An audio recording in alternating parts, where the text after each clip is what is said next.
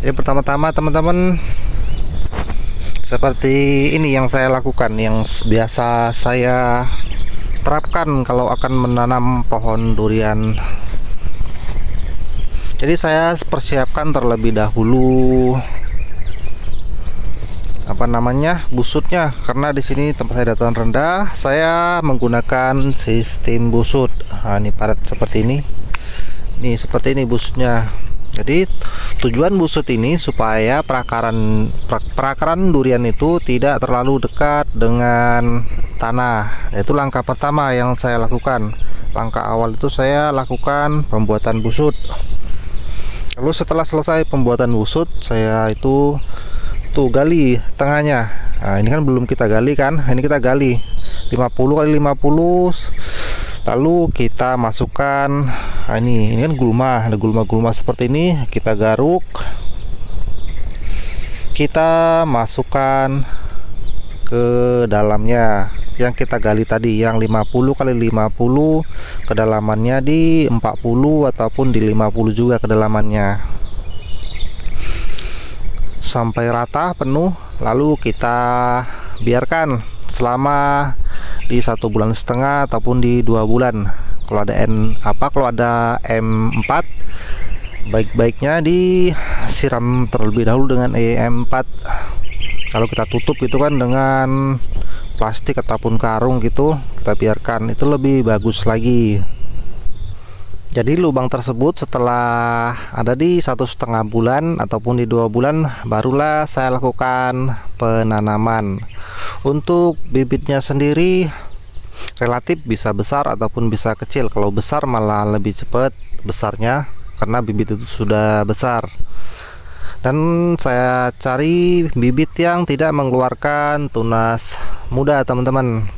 Jadi kondisi bibit itu keadaannya batangnya itu, waktu batangnya keras, besar, dan daunnya tidak mengeluarkan tunas muda. Jadi waktu seperti itu, bibit seperti itu yang biasa saya lakukan penanaman di lahan. Jadi untuk tahap-tahapan berikutnya, ini gulma-gulma ini saya kontrol ketinggiannya, tidak saya bersihkan kandas, saya kontrol gulmanya tidak terlalu tinggi dan tidak terlalu pendek. Jadi ini tujuan dari gulma ini untuk di musim kemarau ataupun di musim penghujan ini membantu. Jadi kalau di musim penghujan, air hujan itu tidak kontak langsung dengan tanah. Jadi tanah itu tidak mudah menjadi padat ataupun tanah itu tidak terlalu basah. Jadi tanah itu bisa ideal untuk tanaman durian. Begitu juga dengan sebaliknya di musim kemarau. Jadi tanah itu tidak mudah kering. Kalau kita lakukan penyiraman tidak mudah kering, dan tanah itu tidak langsung kontak dengan matahari.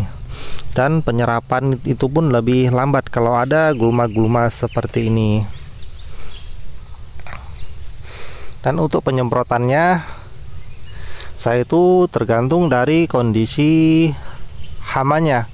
Kalau hamanya banyak ya saya lakukan penyemprotan, kalau tidak, maksudnya kalau sedikit hamanya, itu sama sekali tidak saya lakukan penyemprotan.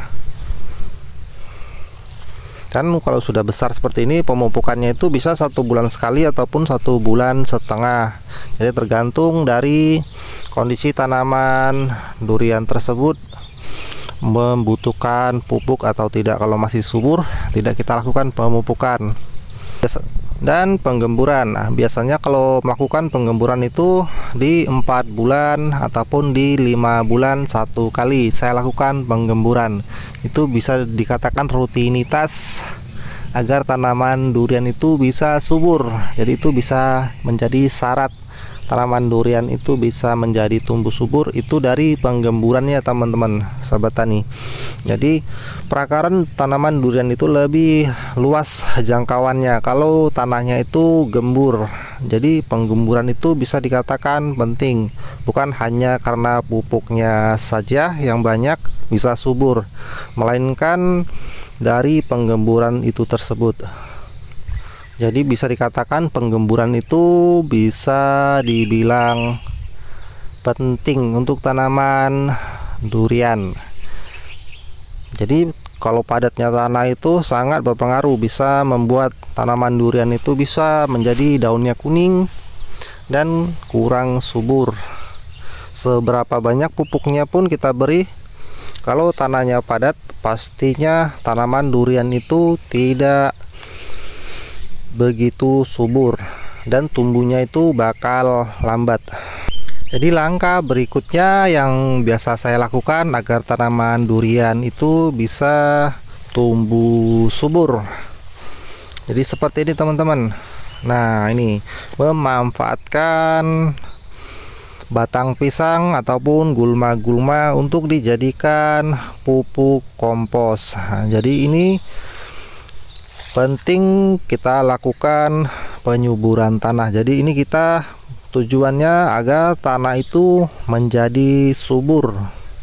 Jadi dengan banyaknya kompos di sekitaran area tanaman durian itu, otomatis tanahnya itu menjadi subur. Jadi kita manfaatkan ini gulma-gulma di sekitaran area tanaman durian itu kita kumpul, dan batang-batang pisang itu kita cacah, kita jadikan pupuk kompos. Dengan cara seperti ini, tidak hanya durian itu bisa tumbuh subur, dan tanah pun bisa lebih subur lagi. Kalau kita memanfaatkan gulma-gulma dan batang-batang pisang dan yang lain-lainnya, bisa kita manfaatkan untuk pupuk. Jadi dengan cara seperti ini sangat membantu sekali teman-teman untuk di musim kemarau. Dengan adanya batang-batang pisang seperti ini jadi penghalang penguapan air. Jadi tanah itu cenderung lembab, tidak mudah kering di musim kemarau. Nah, ini hasil TW teman-teman. Ini usia TW sudah mencapai di 2 tahun. Ini yang yang macam-macam.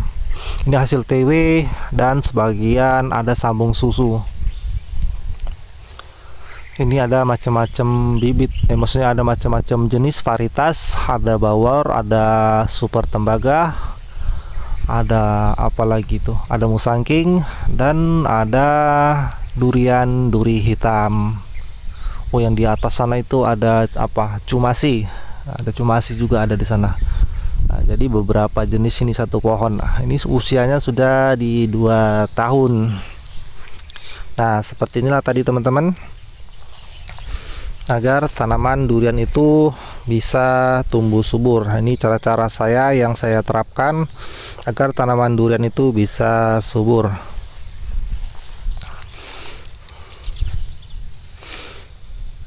Jadi menggunakan seperti ini, bekas batang pisang seperti ini, mesti kita cacah-cacah terlebih dahulu, kita potong-potong, tujuannya supaya lebih cepat pembusukan. Nah, kalau bulat-bulat itu kan, nah seperti ini bulat seperti ini lama teman-teman busuknya kalau tidak dicacah. Nah, menjaga kelembaban tanah, jadi penyiraman itu penting sekali teman-teman. Jadi kalau kurang air itu bisa kuning daunnya dan bisa rontok. Jadi kalau kekurangan air bisa seperti itu. Begitu juga dengan sebaliknya, kalau kelebihan air bisa juga menjadi kuning dan daunnya bisa menjadi rontok. Jadi pengairan itu perlu kita lakukan, tetapi tetap dalam keadaan normal. Jadi tidak boleh kelebihan dan tidak boleh kekurangan. Oke teman-teman, cukup sekian dulu cerita singkat, cerita dari hasil dari pengalaman pribadi. Kalau ada kurang jelas, teman-teman bisa tanyakan di kolom komentar. Mudah-mudahan saya bisa mudah-mudahan saya bisa menjawabnya.